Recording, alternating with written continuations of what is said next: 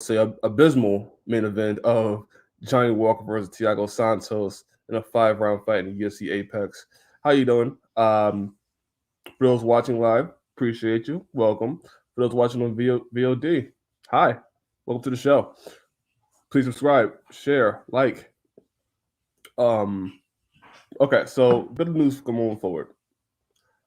I've been thinking about doing more taped episodes than actually doing this live format.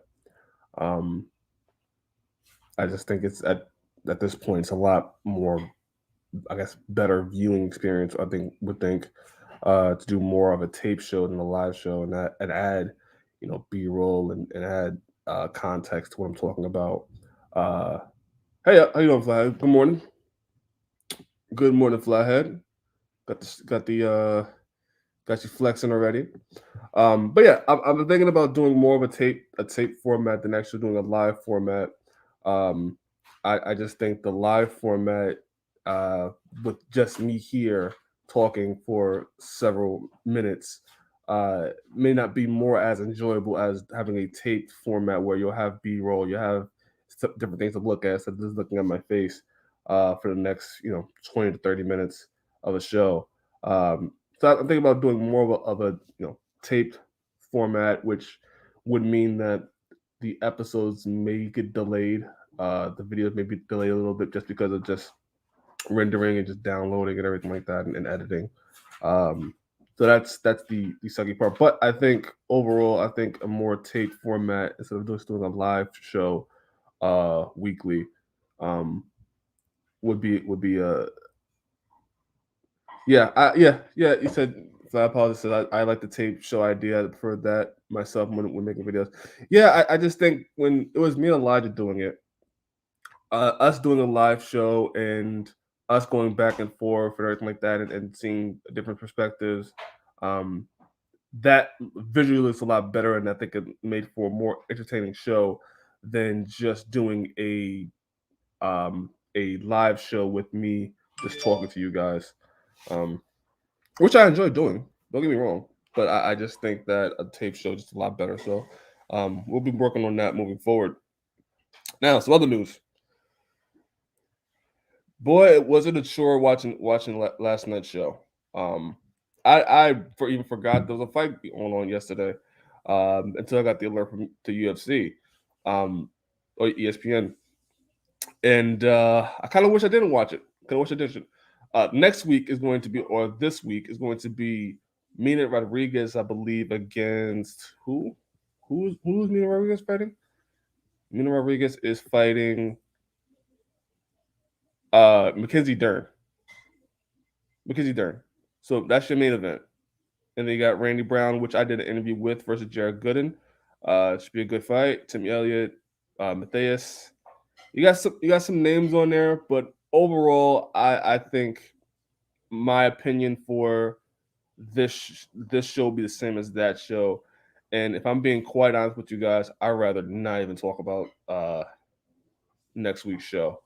Um, so we'll see. We'll see. I'll probably do the tape show there, and maybe that'll be a great way of just a better experience of reviewing these UFC shows and stuff that are not as stacked or not as intriguing as, let's say, 2 weeks ago or a week prior, and stuff like that. Um, I'm looking forward to Randy Brown. Go check out that interview if you haven't already. Uh, I've been getting a lot of good praise from it. Um, yeah, you guys have been quite receptive of it as well. So please check out the Randy Brown interview. Good guy. But man, there's just nothing about that main event that grabs me or says this is must see. Especially when you think about that same weekend is going to be Deontay Wilder versus uh, Tyson Fury. It's gonna be the same week. Maybe in the same day, I believe. Yes, the ninth. Yep. So it's gonna be the same day. So I believe the UFC didn't even think about trying to put a card together that is as interesting or act can match up to a Tyson Fury versus Deontay Wilder card, or be even close. Um, So that's why you're getting these fights now. They're gonna load up towards the end of the month when they could go to UFC 267 and then go right to 268. Um, but yeah, I mean, again, I gotta be honest with you. I don't care about Mackenzie Dern versus Rodriguez. Both good fighters. Both will probably would put on probably a better main event than this one. But there's just nothing there that grabs me. Especially when you have so much combat sports going on at the same time. It's really hard to keep your interest when you have a main event like that, and then you have the card like that. Outside of a couple of fights like Jared Gooden versus Randy Brown, Chris Gutierrez I think is on that card as well. Tim Elliott, the fight looks like it should be fun, but overall, it's just too much content out. Um, but nonetheless, that's what I'm thinking about. And a little bit more news towards the end of the month. So UFC 267, I will not be home. I will not be around. I'm going on vacation. My family's going on vacation. So it just happened to work out that way. So we will not be doing a recap for UFC 267. What we'll probably do is we'll probably do a UFC 268 review because that's going to be the week after, and we will compare and contrast the pay-per-views. So we'll compare UFC 267 and UFC 268 in terms of just quality, in terms of just overall excitement, and we'll grade both of those shows based on one another, right? So if UFC 268, yes, vacation. I haven't been on vacation since ever. Since maybe I was maybe about 13 or whatever. And I've just been, constantly either in high school or in going to college or, going to get into the MMA journalism, getting into pro wrestling journalism. So it's been a long grind, and I just kind of just been avoiding taking a vacation. So I will be taking a vacation on Halloween, which happens to be the same weekend as UFC 267. Um, so unfortunately, I won't be able to recap that, but uh, we have UFC 268, which I think is a more stacked show right around the corner. So we'll definitely be talking about that. All right, now enough time. Let's get into it. So last night we seen Johnny Walker versus Thiago Santos, and this fight was the story of this fight was: is Johnny Walker an improved fighter? Is Johnny Walker with Coach Kavanaugh of SPG? Is this Johnny Walker a guy that can be a title contender? Now, let's take a step back. I remember a time, almost like it was yesterday, where people were talking about with John Jones, having to fight all these new guys, Anthony Smith, um, Thiago Santos. One name that people kept bringing up that could be an X factor to John Jones is Johnny Walker. Johnny Walker was the guy that said, "Oh, he's unpredictable. He's wild. He's long. He's rangy. He has this explosive power. Can John Jones deal with something like that?" And while I laughed in the background, there's people that had this notion that Johnny Walker could be a legit challenger to John Jones. And then ever since then, it seems like Johnny Walker's kind of been on the downside. Johnny Walker has the big fight against Corey Anderson in Madison Square Garden. I was there for that fight. UFC 250, 244, Masvidal versus Diaz. I was there. There were a lot of hype for Johnny Walker coming out, and Johnny Walker had this big elaborate entrance where he danced to the octagon with the New York from Frank Sinatra, legendary. And people were like, "Oh my God, Johnny Walker's gonna come in here. He's gonna light Corey Anderson up." And maybe I was on that thought process too. And then Corey Anderson proceeded to run through Johnny Walker, and that put a whole stop to the notion of Johnny Walker's ready for a title shot. And it legit slowed down the train that was Johnny Walker of that night. That night, I believe that slowed down all the momentum that Johnny Walker had of even being talked about as a possible title contender. Right? Then he loses again to what was his name? I forgot his name. Krolov. That's what his name was. Krolov. By decision. And we said, all right, well, he's switching his training camps. He's going with TriStar. He went to TriStar. I forgot what his old gym was. and he was just kept bouncing from gym to gym to gym, trying to find that right team that will kind of put him on track to be a contender.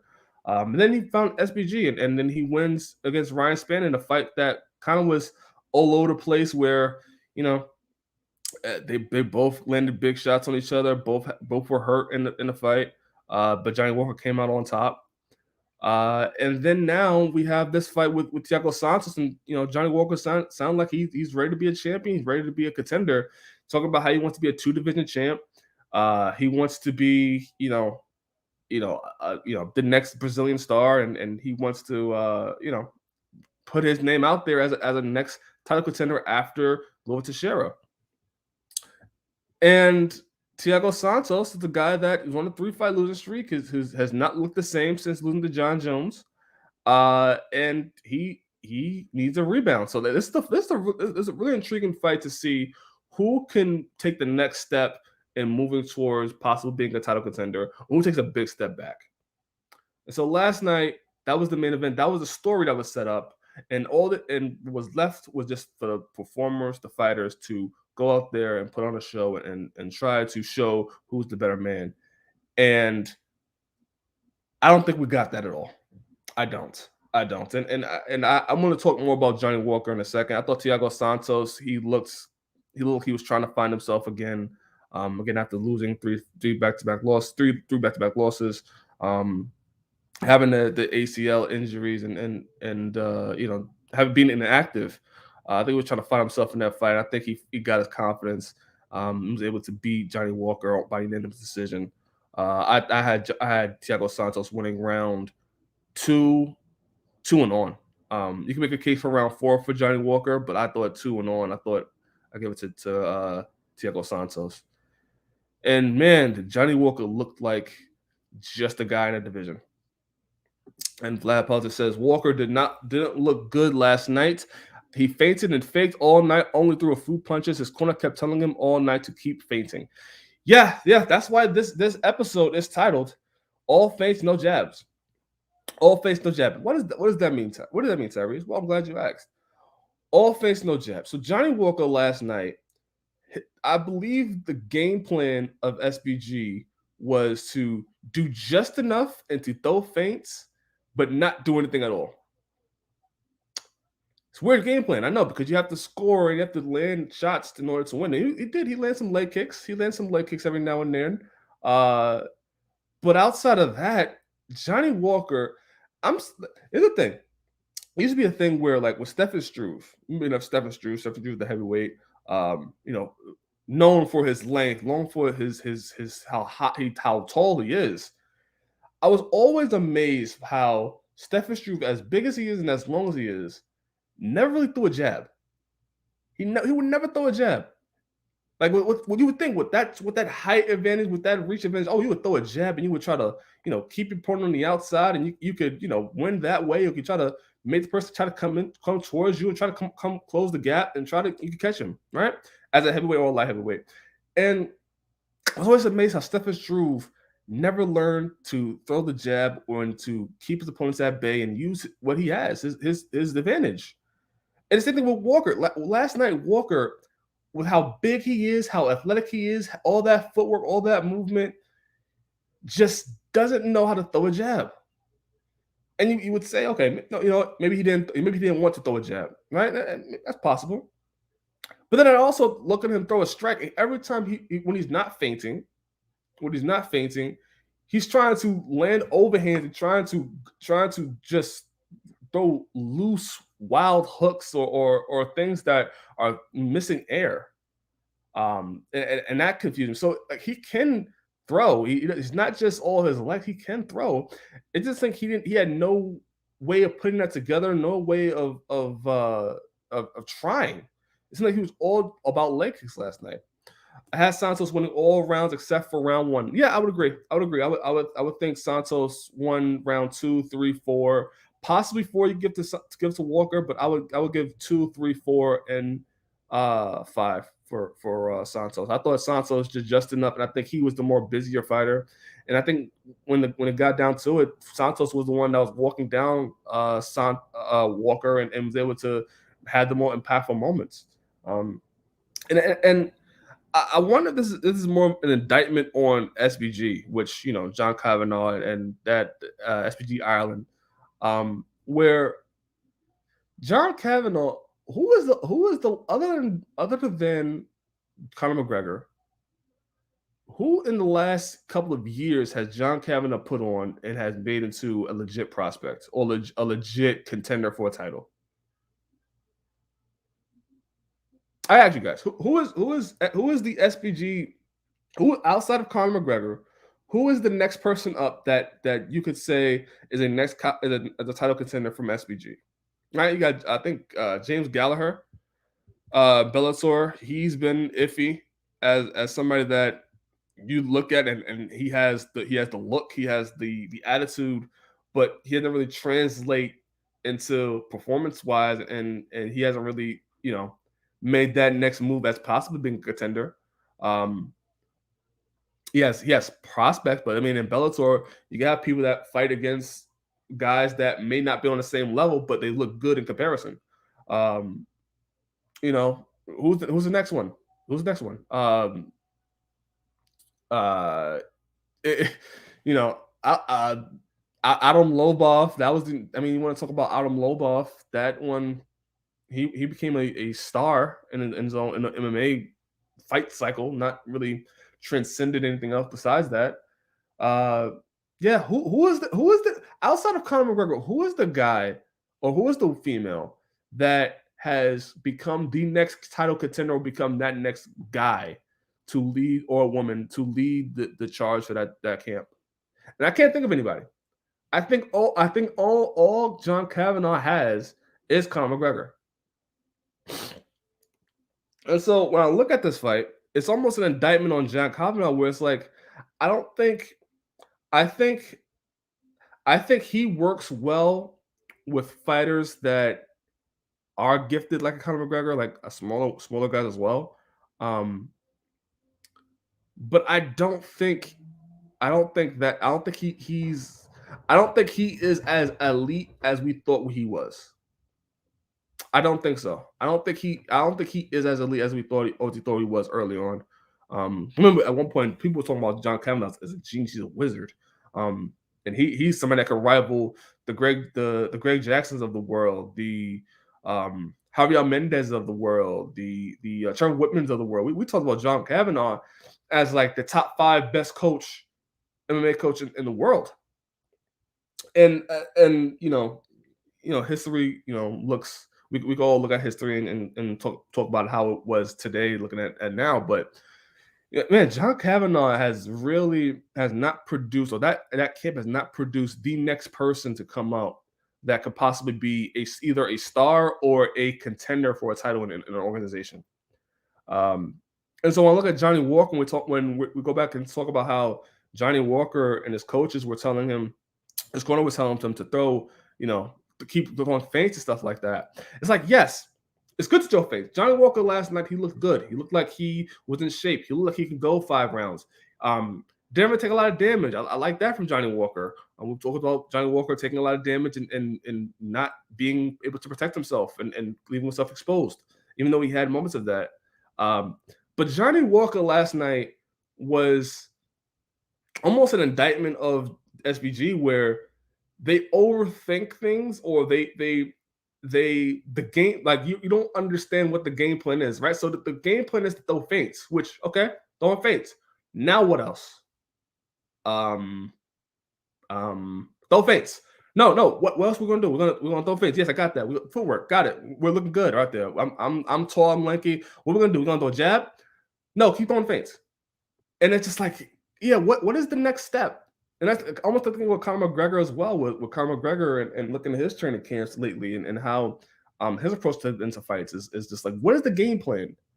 For Dustin Poirier, like I'm confused with SBG's approach to coming into a fight, and I think they almost overthink things and don't put more effort into overall structure of a game plan of how we're going to approach this. So yes, we're going to throw feints. We're going to make sure Santos is not going to. We're going to keep Santos at bay, keep Santos on the outside with leg kicks, right? Okay, what else? What else are we going to do? What else are we going to add to that? Keep going. Keep doing the feints. The leg kicks. And that was the theme of last night. So when Santos is now just okay, you're not gonna throw anything. Okay, I'm gonna come back and just land just enough, just in order to win these rounds. I'm gonna throw body kicks that hurt Walker. I'm gonna throw these hooks that or these shots that may not beat land, but they are impactful. They'll show I'm being the aggressor.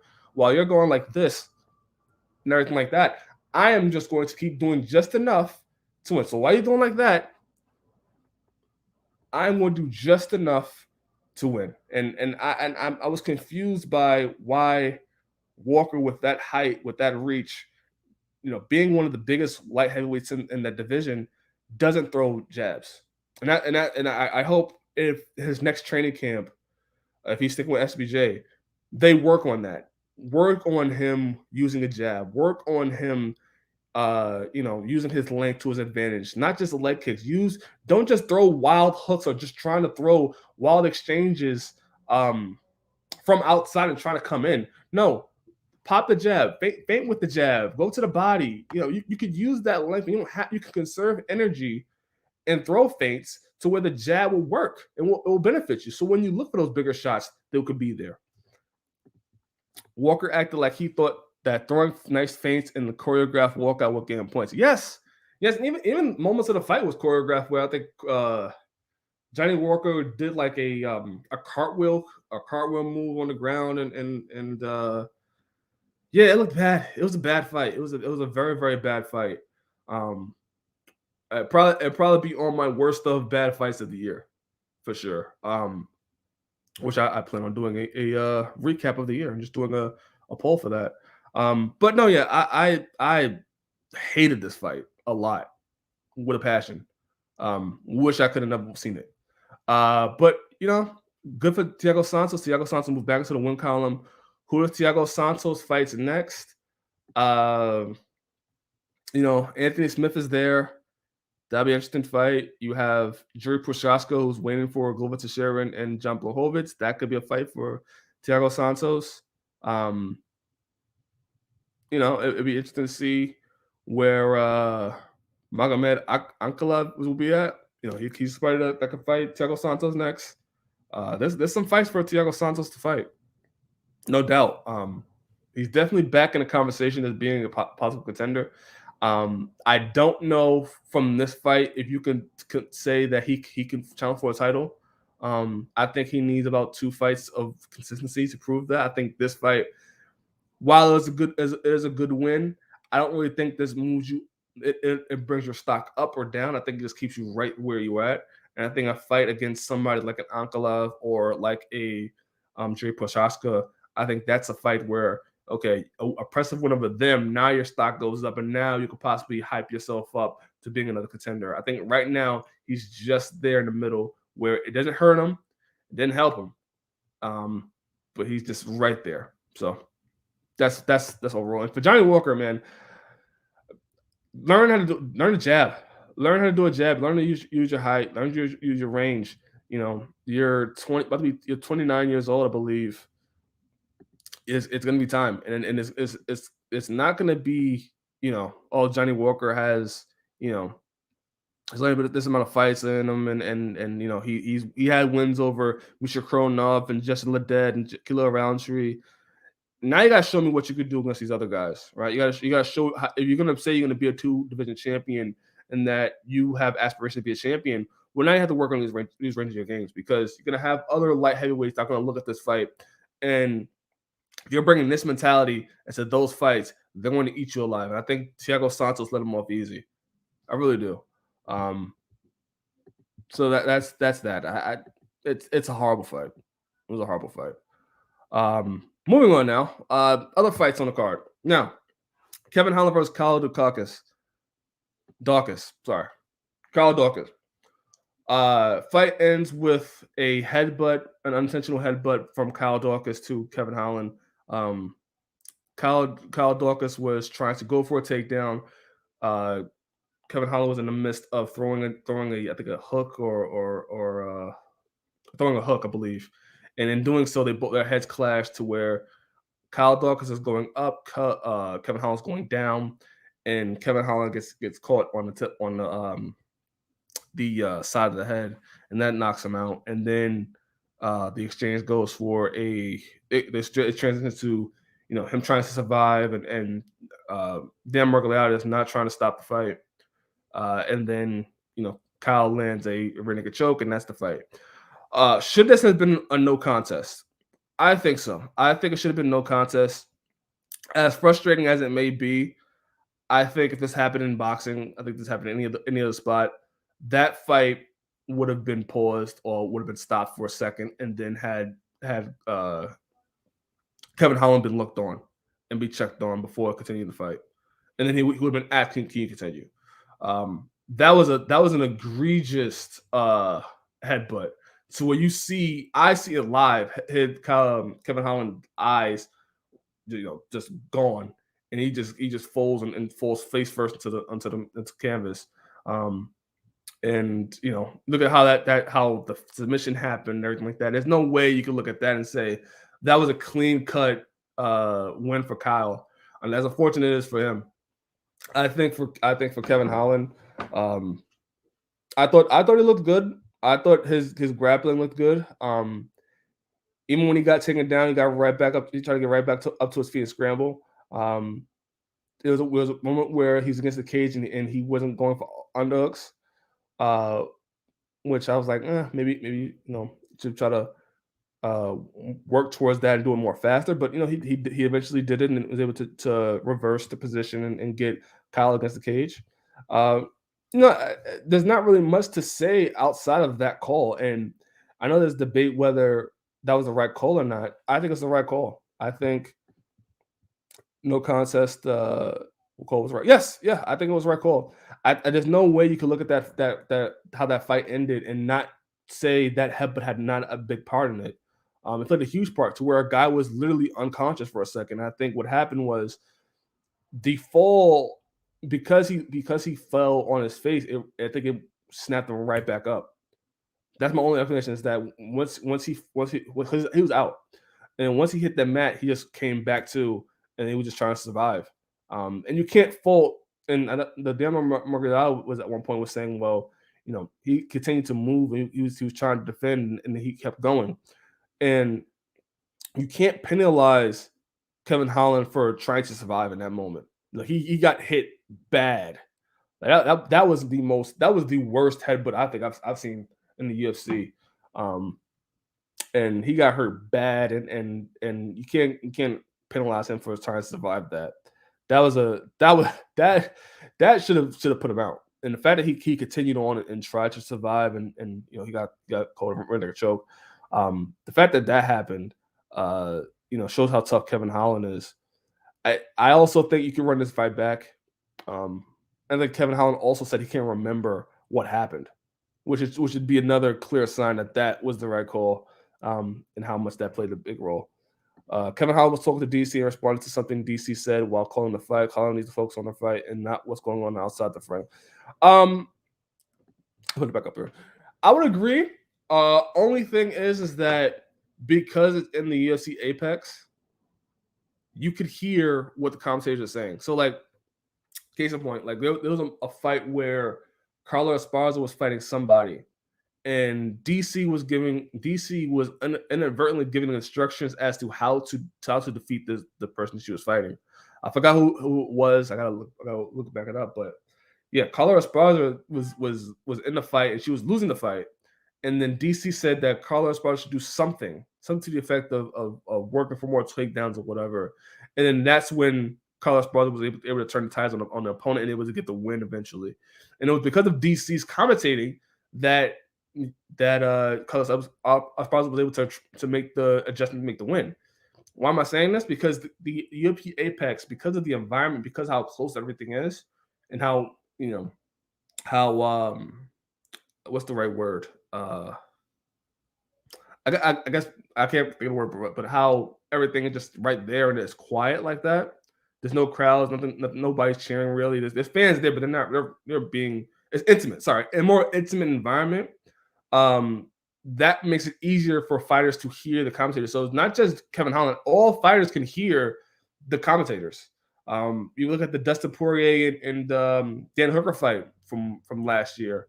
Dan Hooker, I mean Dustin Poirier was talking to one of the commentators as the fight was happening. No, Bisping. He was talking to Bisping as the fight was happening, and they're acknowledging each other during the fight. So like, yes, Kevin Holland, maybe he should focus on the fight, but I don't really blame him in this because it's so easy to hear the commentators that it doesn't like. What can you do? What can you do?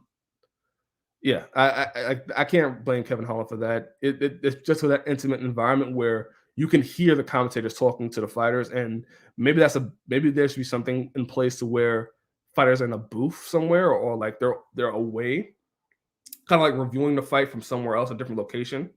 Um, but because you're in an environment and they're all close to each other, and it's quiet, you could hear the commentators and you could listen in and hear either feedback what they're talking about in the fight. You could try to adjust your game plan to what they're doing, what they're talking about, or you could commentate. You could hear what they're saying and just acknowledge it. So that's what I was there. But for Kevin Holland, I think he redo this fight. I don't know when. I think Kevin Holland sounded like he was concussed. He said he couldn't remember what was happening in the fight or what happened afterwards. Um, so maybe take some time. Maybe we try to redo this next year, early next year, and you can run it back. But for Kevin Holland, I thought he looked okay for the most part. It's the things you want to see him improve on a little bit. For Kyle, you feel bad for him, but that was bad.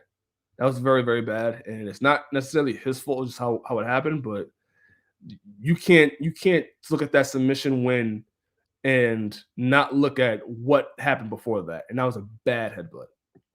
So that's that on that fight. Other than that, Nico Price was Alex Oliveira. That was an okay fight. Um, both of them are okay. Krista Jocko versus Misha Kronov. Another okay fight. Alex Hernandez beat Mike Breeden. I believe this is Mike Breeden's first fight in the UFC. Actually, in the UFC, he lost at the Contender Series, getting a second chance in this fight again on short notice. It was okay, good win for Alex Hernandez. Let's see what he could do against ranked opponents or people close to that top 15.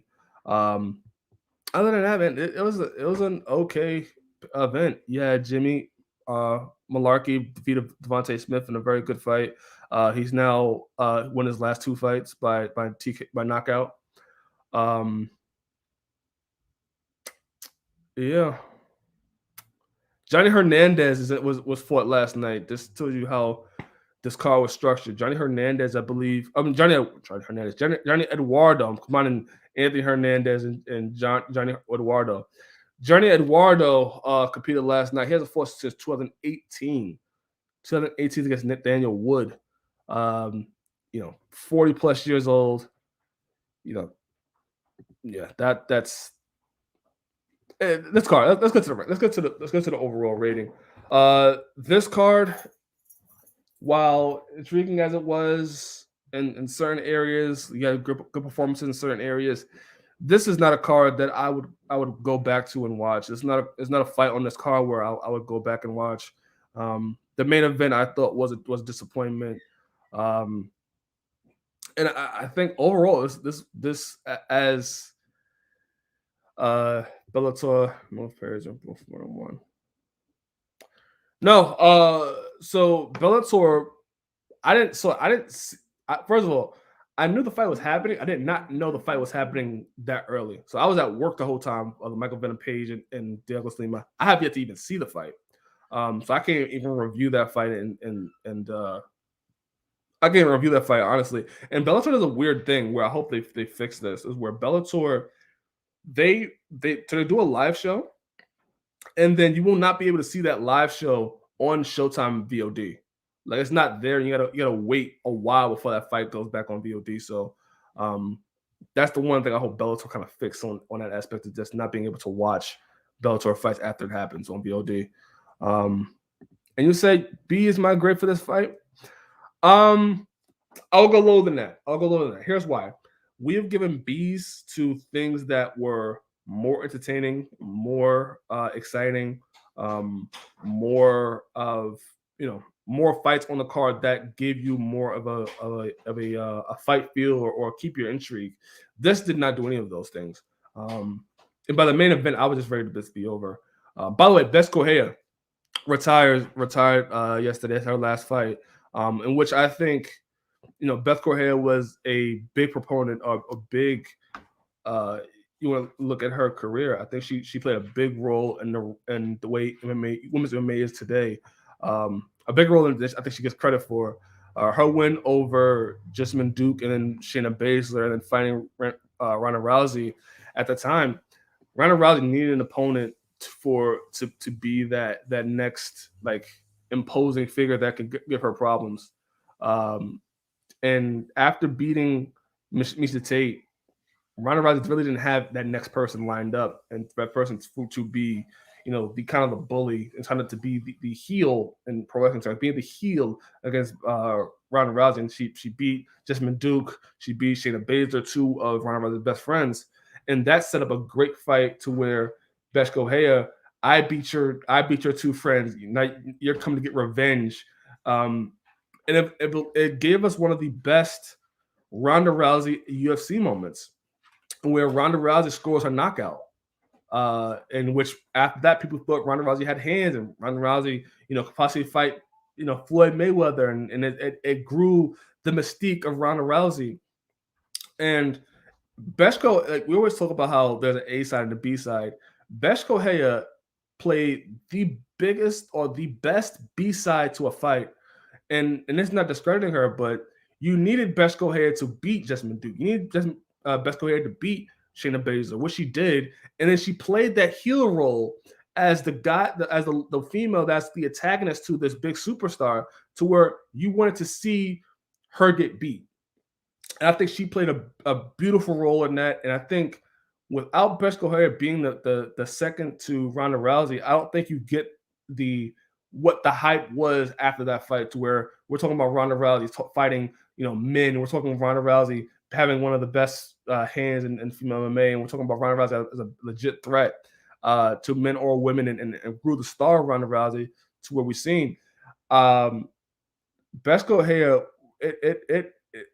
without Beth Correia, I don't think we have that. I think Beth Correia, after that, she played the heel role in other fights as well. The Holly Holm fight and stuff like that. But I think Beth Correia at the heart is this. I think even last night you just see a little bit of it. Even though you don't really get the personality of Beth Correia a lot. From what I've always gotten, she seemed like a very nice, a nice person, just warm-hearted. And I never really got a mean spirit out of Beth Correia. She has some losses. She's lost to Ronda Rousey, of course, Raquel Pennington, Mary Reneau, Holly Holm, Irene Aldana, Penzi, I can't pronounce her name, and Cara Rosa. She also beat Jessica Eye. She also beat Sajara Eubanks. Like I said, Jessamine Duke, Shayna Baszler, Julie Kinsey. I think Beth Correia, I think she plays a big role in women's MMA. And I think yesterday kind of also showed that times have changed, and how times have changed from when she started her career, and where the other females are at right now, where they're a lot more dynamic in their striking and they put things more well together. But there's no doubt in my mind that Beth Correia played a huge role in growing the sport of women's MMA in the UFC, and making it mainstream. For that, I think she is a UFC legend. I think you can put her up there as a UFC legend. I think again, you have to have Joker to fight Batman, and I think Beth Correia was that at one point, and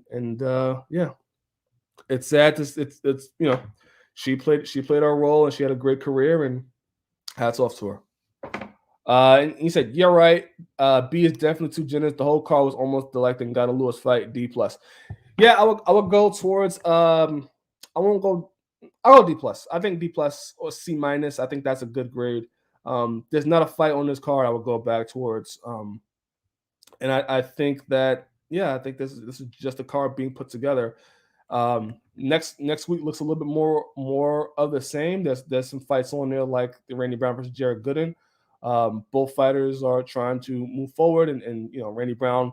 I interviewed him. He seems ready to go. He seems dialed in. Jared Gooden trying to continue after his knockout win over Nicholas Stoltz. We'll see how that play fades out. Other than that, it's nothing. Nothing really catches your attention. Um, yeah, it, yeah, yeah. Oh boy. If you guys want me to review the next week's card, please give a like on the stream, on the video. Please tell me what you think.